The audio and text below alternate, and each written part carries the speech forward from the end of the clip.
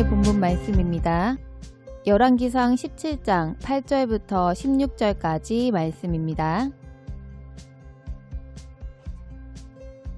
여호와의 말씀이 엘리야에게 임하여 가라사대 너는 일어나 시돈에 속한 사르밧으로 가서 거기 유하라. 내가 그곳 과부에게 명하여 너를 공궤하게 하였느니라.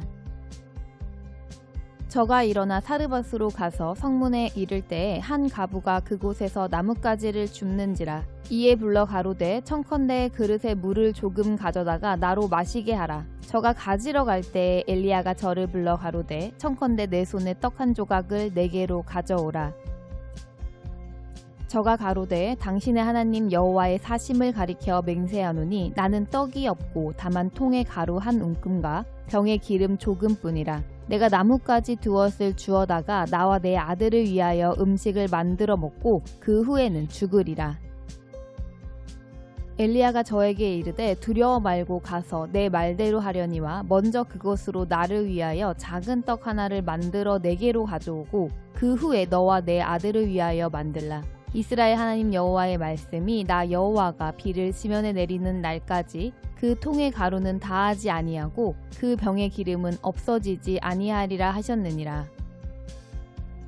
저가 가서 엘리야의 말대로 하였더니 저와 엘리야와 식구가 여러 날 먹었으나 여호와께서 엘리야로 하신 말씀같이 통의 가루가 다하지 아니하고 병의 기름이 없어지지 아니하니라. 아멘. 하나님의 자녀된 우리들은 하나님의 아들이라는 칭호를 불편해하는 사람은 없고 무척이나 좋아합니다. 하나님의 아들이라 불러줄 때 절대 아니라고 극구 부인한다든지 정말로 그 자리를 차지하고 싶지 않고 진심으로 거절하는 사람은 볼 수가 없습니다. 또한 하나님의 아들이라는 신분에 걸맞다고 생각하는 대로 하나님께 무엇이든지 당당하게 요구합니다.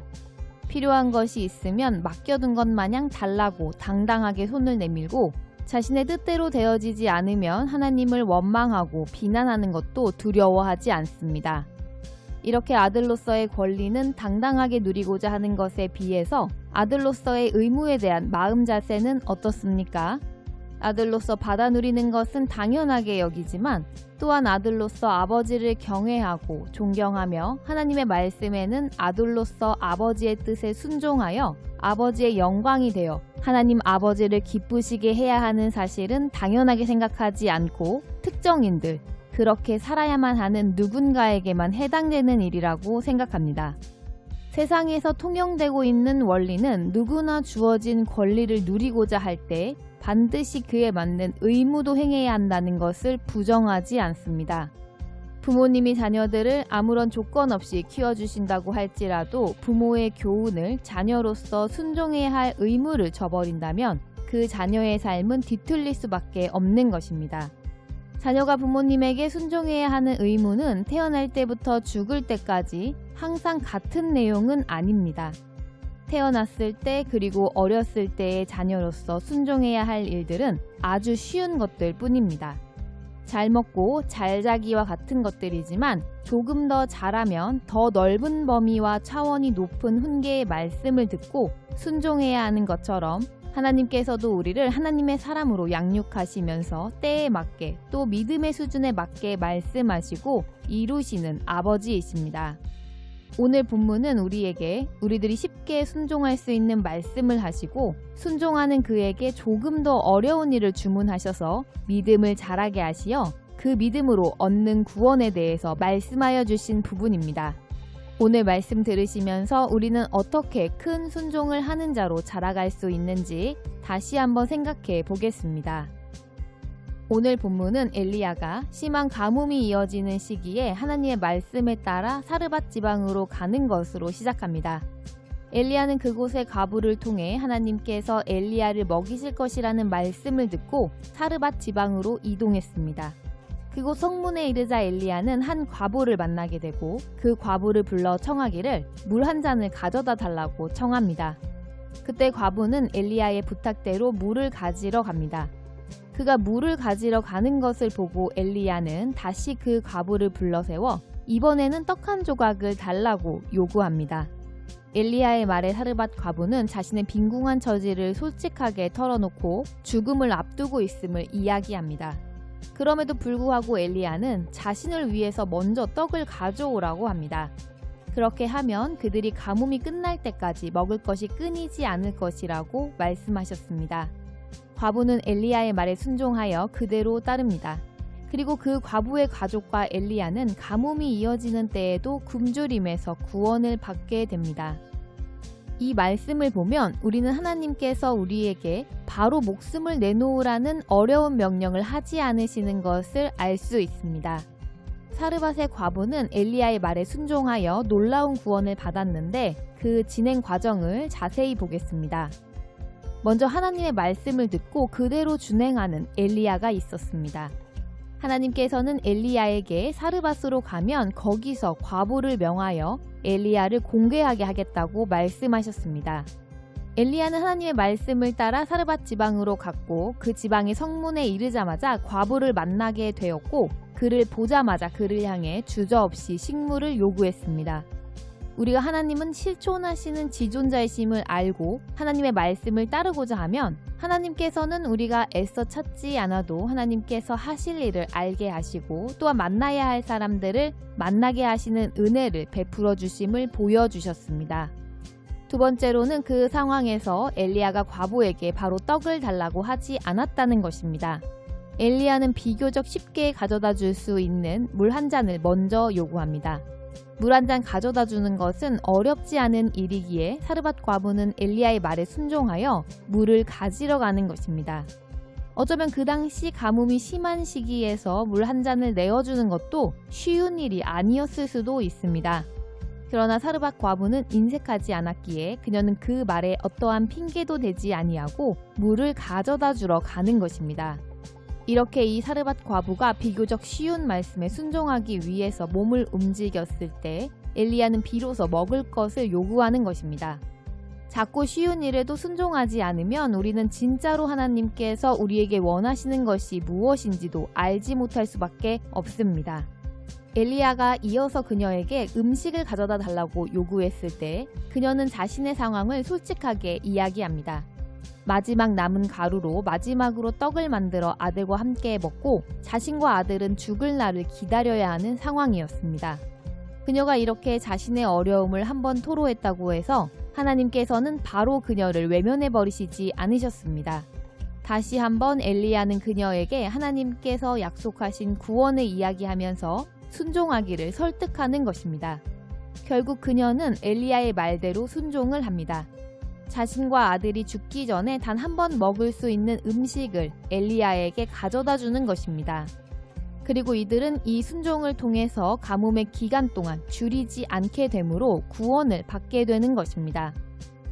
이 사르밧 과부는 가뭄으로 인해 먹을 것이 없는 것뿐 아니라 설령 가뭄이 끝나더라도 도움을 받을 곳이 없다는 것도 큰 문제였습니다. 그러므로 그녀는 죽기 전에 마지막 한 번 먹을 것을 준비하고 있었던 것입니다. 그런데 이러한 상황에서 한 조각 떡을 먼저 하나님의 말씀에 따라 남에게 주는 일이 어떻게 자신과 자신의 아들을 구원하는 일이라고 생각을 할 수 있겠습니까? 오히려 마지막 남은 희망마저 없어져 버리는 것과 마찬가지였을 것입니다. 그러나 하나님의 말씀은 언제나 우리를 구원의 길로 인도하신다는 사실을 믿고 순종하면 구원의 길로 들어서는 것입니다. 육신의 생각으로 마지막으로 한 번 더 떡을 먹고 얼마간의 생명을 연장할 수 있다는 사실을 더 귀중하게 여겼다면 엘리야에게 먼저 떡을 줄 수가 없었을 것입니다. 우리는 당장 우리에게 주어지는 말씀에 순종한다고 해서 우리가 기대하는 결과를 얻어 기쁨을 얻지 못하게 될 수도 있을 것입니다. 그러나 신실하신 하나님을 믿고 기다려야 합니다. 그 기다리는 시간에 하나님께서 우리를 하나님의 자녀로 자라게 하십니다. 어린아이가 태어나 자랄 때에는 그 아이는 자신이 어떻게 자라는지 알지 못합니다. 단지 부모의 뜻에 따라 하고 싶지 않은 일을 하고 먹고 싶지 않은 것을 먹고 행할 때 어느 날 자신이 자랐다는 것을 알게 되는 것처럼 하나님의 말씀에 순종하고 인내할 때 그때가 우리가 하나님의 자녀로 성장하게 되는 때입니다. 그러므로 우리는 순종 외에는 답이 없습니다. 우리는 하나님의 사람으로 자라는 방법을 모릅니다.